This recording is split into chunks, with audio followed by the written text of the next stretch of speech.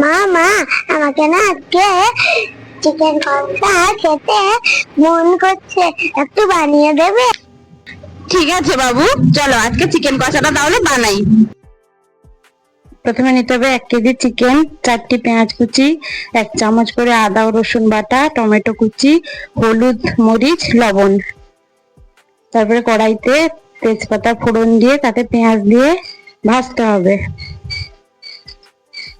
হালকা আঁচে ভালো করে ভেজে নিতে হবে যতক্ষণ না পেঁয়াজটা সোনালী রং নিচ্ছে। তারপরে সেই সোনালী রং হয়ে গেলে তাতে রসুন বাটা দিয়ে নাড়তে হবে।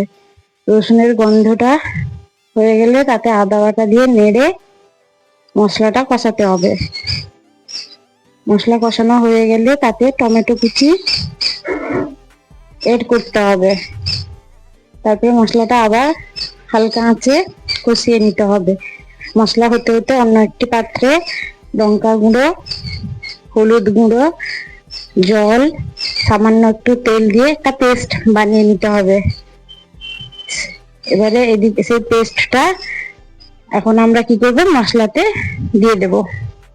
দিয়ে নেড়ে চেড়ে ভালো করে মশলাটাকে কষিয়ে নিতে হবে। মশলাটা ভালো করে আলতো আঁচে কষিয়ে নিয়ে কষাতে হবে যতক্ষণ না মশলা থেকে তেল বেরোচ্ছে। মশলা থেকে তেলটা বেরিয়ে গেলে ওতে আমরা কি করব না, জল ঝরানো মাংসটা দিয়ে দেব। দিয়ে এবারে মাংসটা মশলার সঙ্গে মিশিয়ে নেব। মিশিয়ে ভালো করে ওটাকে নাড়াচাড়া করতে হবে। নাড়াচাড়া করে এবারে একটু লেবু আর লবণ দিয়ে ভালো করে আবার নাড়াচাড়া করব।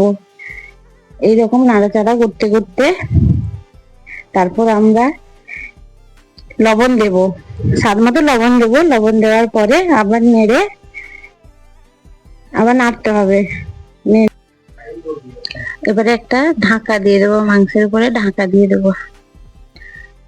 ঢাকা দিয়ে আবার ঢাকাটা খুলে মাংসটাকে নাড়াচাড়া করতে হবে। নাড়াচাড়া করে দেখবো মাংসটা সেদ্ধ হয়েছে কিনা। এবারে মাংসটাকে নাড়তে হবে। নেড়ে এবারে ভেজে রাখা আলুগুলো দিয়ে দিতে হবে। দিয়ে একটু নাড়াচাড়া করে নিতে হবে। এবারে নাড়াচাড়া হয়ে গেলে ওতে এবারে আমি জল মিশিয়ে দেব। জল মিশিয়ে ফুটতে দিতে হবে। এবারে ফুটা হয়ে গেলে ওপর থেকে গরম মশলা গুঁড়ো ছড়িয়ে এটাকে আমি একটা পাত্রে ঢেলে নেব। পাত্রে তো ঢেলে নিলাম।